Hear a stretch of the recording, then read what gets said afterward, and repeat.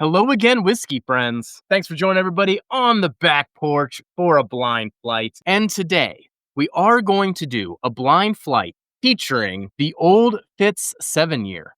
So special shout out to a whiskey friend out there that helped me procure this bottle.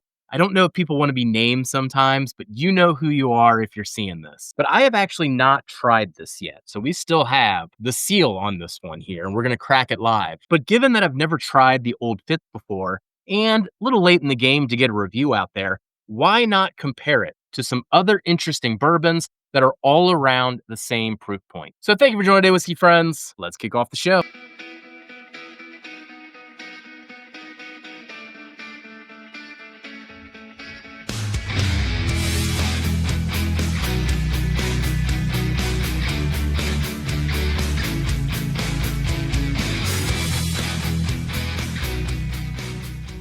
All right, let's crack this thing open. Now, I always debate doing the neck pour with this type of thing, but 3 of the 4 bottles are going to be neck pours in this, and I do let these sit out before I get into them. Now, the Old Fitz, just to make sure we go through all the stats, is bottled in bond, 7 years, 100 proof.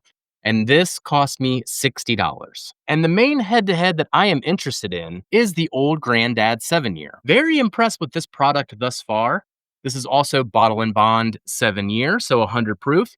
Though, this one ran me $43, and man, Big Vic sent me a link the other day that had it as low as $35.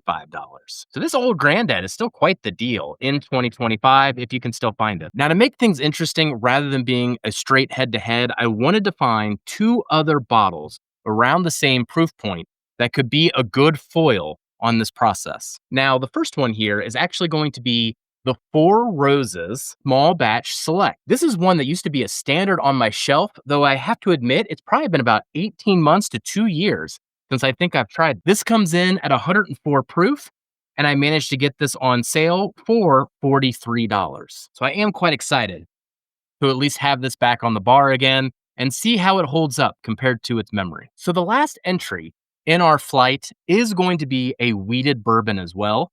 This time, the new Riff Red Turkey Wheat, also 100 proof. This one at least 5 years old. Just to make sure the Old Fitz wasn't hampered by the fact that it was a wheated bourbon and maybe it'll come off soft compared to these other comparisons, I wanted to make sure there was another wheater in here. Now, I know availability of this particular one isn't that strong, but I must say, I just bought this at a liquor barn on a random day. I did not get this from New Riff. I didn't get this online or nothing. I bought this from a store. And just like the Old Fitz, this one ran me $60. And a similar story to the Four Roses.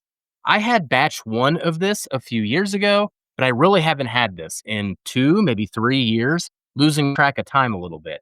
So no context at all on what this really tastes like. So now we're going to randomize these, mark them as A, B, C, and D. And as we go through this, I will put a graphic in the top corner so you can follow along with which glass I am talking about. Similar to other blind flights we've done on the channel, this will be survivor style.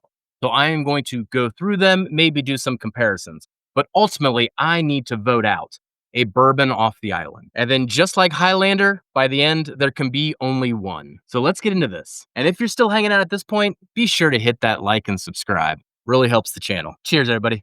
Let's get into A. The nose of A came off as a combination of floral and fruity right off the bat, with a big layer of baking spice there as well. Let's get into the palate. Cheers. Palate matched that quite a bit. Definitely came off as soft, even a little thin up front. There was some nice oak to accompany the baking spice and the fruits I was getting. The fruits have generally been in a strawberry berry kind of a range. Otherwise, not a whole lot stood out on that particular sip here. We'll have to go back to A because it's always hard being in the pole position of these flights. Now getting into Glass B. Glass B's nose comes off a lot sweeter, almost like a Neapolitan ice cream was almost the first thought that went in my head. When you have that chocolate ice cream, vanilla ice cream, and strawberry ice cream all side by side. If not the Neapolitan ice cream, still that mixed box of the wafer cookies that are still all those flavors. This one also had a big layer of bacon spices as well, cinnamon leaning in particular. Let's get in on the taste. Cheers, everybody. Palate's a little different on this one. Impression on the palate from a fruit range was more citrus leaning. Definitely got those baking spices. that I was talking about off the nose. On the more technical side, the mouthfeel of B was a lot better than A too. Tell you what, I'm struggling a little bit to find my footing in this flight thus far. But now we're gonna get into Glass C. Off the nose, Glass C is coming off a bit craftier in general, with what I would describe as a fruit punch bubblegum kind of a note. This one's spicy, but it also comes off as a white pepper too. All right, in for the taste. Man, there are similarities between all these. This is actually throwing me a bit for a loop. This one is definitely the creamiest in terms of its mouthfeel. Even translating again, I mean, I'm still getting that fruit punch bubblegum kind of a flavor, but also getting strawberry ice cream again. I keep calling that out today. I wonder if that's a me thing versus a whiskey thing when I get so much similarities going on. I'm starting to doubt myself in this. Finish on this one leans towards baking spices, just like the other ones too. Tell you what, this is confusing as all get out here. All right, we're going into D, but there is no favorite so far. These are all batting around the same range, but we will see if D turns into the standout. In a lot of ways, D probably gave me the least on the nose. Definitely a more distinct raspberry cream going on. The baking spices aren't as aggressive as has been the case on some of these glasses before it. There is a lot more barrel influence here too, coming across more as a cedar than anything else though. All right. In for the sip. Good mouthfeel on this one too. So I'll have to go back with A, because A on mouthfeel alone might be still falling behind on this. That raspberry cream is definitely there. And in general, D is coming across more like a stereotypical bourbon than any of the other ones that I've gone through thus far. And what I mean by that is the finish here. I'm just mostly thinking about caramel, the oak, and that's it. I'll be honest, everybody, I've left myself in a bit of a predicament here. Nothing stood out as a favorite upon the first pass. And if I were to think on the overall score of all these have to be within 1 to 2 points of each other. So while it's a great battle, the fact that I'm not falling in love with anything yet is also a little disappointing. But that's why we go through another round. Before we vote one of these off the island, I do want to revisit Glass A. Because it was in the pole position, I always worry that it's at a little bit of a disadvantage. Now, going back in retrospect, A is probably the fruitiest of all 4 glasses. Still very much strawberry and berry leaning. Man, the mouthfeel and the finish on A still doesn't hold up even after going through it. All right, a decision has to be made, and somebody is getting clotheslined out of the ring for our first elimination in this Royal Rumble. And unfortunately, it is Glass A. As I've said throughout this, I'm getting similar flavors on a lot of these. So where Glass A just lost me was in the mouthfeel and in the finish. It doesn't stand out compared to the other glasses. So let's see what Glass A is. Ooh, that is surprising. The new Red Turkey Wheat came in last on this particular flight. Now that I've cracked this, I'll have to go back and compare this to the first batch of it to see if there's even a batch difference between these. Yeah, I'll be honest, I'm just a bit ho-hum on this one. But the fact that I'm taking out the New Riff first should show you I'm not being biased about any of this. New Riff is one of my favorite brands. All right, only 3 left, and we'll go through the last 3 and go through eliminations much faster than we did on that first one. But I've got to take a little break, so listen to this message and go and support Katie and Ethan for us. You might hear about drifting drams from our barrel picks, but not only do they know whiskey, they know coffee even better. Katie and Ethan are always bringing in the best coffee they can for this community. And if you enjoy coffee or you are curious about getting into good coffee, you need to check out Drifting Drams. Fancy coffee for regular people. So check out their website to support a small business that is passionate about what they produce. And they will forever change the way that you look at coffee. I know people don't like ads.